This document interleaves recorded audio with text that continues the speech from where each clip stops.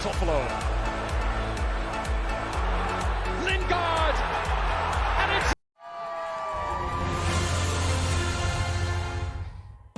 Come on, everybody. The good news is we've still got another half an hour of Fanzone. It's Friday. We're building up to the weekend with the one and only Mr. Clinton Morrison. Get in touch. Your thoughts too. #PLFans on social media. You can add us on Skype. All the details at the bottom of the screen. And a little reminder as well, in part 3, stay tuned for that because we've got an FPL expert, as we always do on a Friday, coming on. Mr. Wes Prickett is going to come on and give you a few little tips. But you did all right. You're into triple figures after the 2 match weeks. You got 64 points after, I think, 52 in match week 1.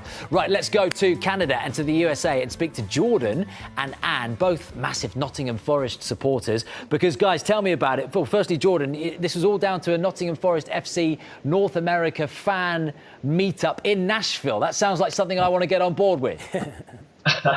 Yeah, it's our 3rd annual meetup as a group over here in North America, where we kind of get all of our branches across North America to all come and meet and watch a game together. So we had our first one in Atlanta in 2018, Chicago in 2019, and we were meant to do Nashville the week of the pandemic. It got delayed, and we were fortunate enough to all get together for our first home game back in the Premier League at the weekend, which was awesome. Doing the little J-Lings there. I saw you in the bucket hat in that picture. Anne, how was it then? And I want to know, Anne, how did you, because you're in Canada, how did you become a Nottingham Forest fan? Just looking at Jordan's top, that one just screams at me Stan Collymore, doesn't it? That Lambert's top, whatever. So many great players play for them, and well before the Premier League era. But Anne, how far does your Nottingham Forest love go back?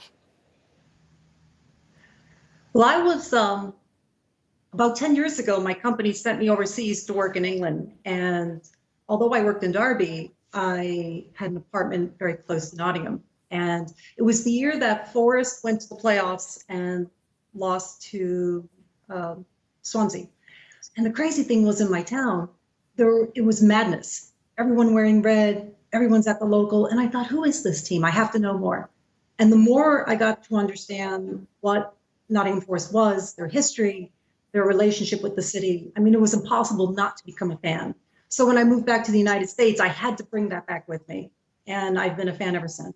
I absolutely love it. And look, it's such a massive football club that won the league in the late 70s and then won, of course, those back-to-back European Cups under Brian Clough. And the atmosphere was insane, wasn't it, against West Ham, particularly those first 10, 15 minutes. And look, this is how you guys absorbed it, and particularly a moment where Nottingham Forest gave away a penalty. Right, Declan Rice stood up. Who was it? It was Scott McKenna on the line. Stuck his arm out. Handball, and everyone wanted him sent off. Correct decision. They gave the penalty. This is how it went down in Nashville.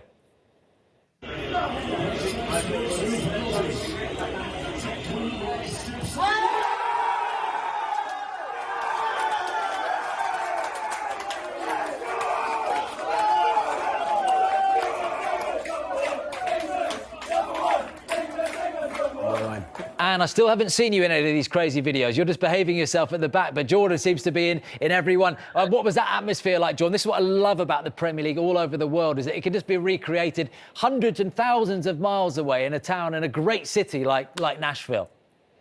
Yeah, it was quite the scene all weekend, really, I must admit. It was just great to have everyone to get together after such a long time since we were able to meet again. But honestly, these are the scenes at so many of our meetups across North America. We've got branches in most of the major cities now.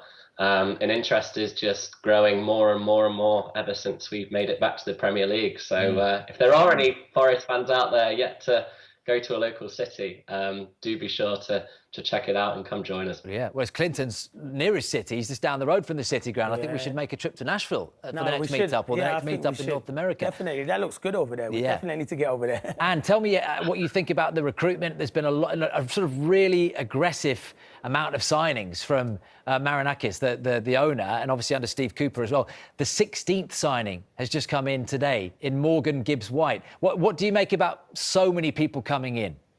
Honestly, it's so hard to keep up. But I tell you, it's a statement of intent from the club. They're serious and they want to stay. They plan to stay in the Premier League. And I think, what better coach to have than Steve Cooper? He's shown his ability to bring youth along and to be successful. I think right now, certainly the next few weeks, we're going to be in that storming and forming phase. But I think we'll be eventually into that, what they call the norming phase, finally. And I think this team is fearless. They're young. They're, there's a philosophy, and it's consistent. So I'm really, really excited to see what occurs. Yeah. Jordan, talk me through some more scenes, and it's so good that you've managed to get this footage for us. When I first was shown this just before the show today, it looks like a boat that's just going along on a road, which is quite strange. But what is there's you in the red hat. Is that him in the bucket with the sunglasses? Yeah. Okay. Yeah. He's I had living to wear life. sunglasses all morning. It is a heavy weekend, but Lots of water, no. isn't there, in those cups as well, which is nice to see. Yeah, we adhered to all the Tennessee drinking rules, it was a bit of a bet the night before that we'd seen all these kind of beer trucks and tractors kind of going along all the major streets in Nashville. Yeah. And the guys in New York put a bet that if we'd won, we'd get on a tractor. So that's what we did. It's a tractor, is it? It's a tractor that looks like a boat that's actually a car. That's incredible. And look, Yeah. I was going to ask you if it was before or after the game, but obviously that was celebrating, and you had got the 3 points by that point. It definitely was. Yeah, there's no preemption in being in Forest fans at the moment, but we're just enjoying every moment as it comes. And look, Anne, I know I asked you about the season in general, but, I think when we spoke Clinton a couple of weeks ago and I threw you sort of under the bus and on the spot and said, is it going to be the three teams that came up going down? They'll stay up. Forest. So you think Forest is staying up? Yeah, Do you guys both agree? Are you both confident now, having what you've seen over these 180 minutes at Newcastle and against West Ham, Anne? I think so. I'm pretty confident. Early days, but I'm pretty confident they're going to stay up. I mean, certainly mid-table, but I'll take in the Premier League. Don't be greedy, year. Anne. Mid-table. Anne said mid-table. Brilliant. No, but do you know what, Anne? It's a great shout. It is a Jordan, good I don't know whether you agree. I mean, look at the model of Brentford, and I know they're running completely different ways, those football clubs, but all the hype and everything around those home games that Brentford had last season, and the City Ground can be just that, can't it? Oh, I think it can be that and more. But I think we'll surprise a good few teams at home this year, and win a few home games, and we'll be well on our way. So can't wait to get down myself later on in the season and fly over. But we'll cause a few surprises. Yeah, I think you definitely will cause a few surprises. Great to have you two on. Can you come back and speak to us throughout the season, please? Absolutely. Oh, Next week when they beat. Yeah. Next week when they beat Everton. Yeah, exactly. When is the next meet-up, by the way?